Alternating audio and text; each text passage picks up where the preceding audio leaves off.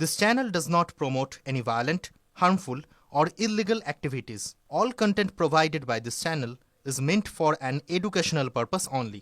1.5 kilometre কাঁচা পানির রাস্তা, চরম ভোগান্তিতে হাজারো মানুষ। সলঙ্গা, সিরাজগঞ্জ থেকে ফারুক আহমেদ। সিরাজগঞ্জের সলঙ্গা থানার আমসরা জোরপুকুর বাজার থেকে খোর্দ শিমলা মসজিদতলা বাজার পর্যন্ত 1.5 কিলোমিটার কাঁচা রাস্তা কাদা পানিতে একাকার হয়ে গেছে। গত সোমবার রাত থেকে টানা বৃষ্টিতে রাস্তার বিভিন্ন অংশে জলাবদ্ধতা ও বড় বড় গর্তের সৃষ্টি হয়েছে।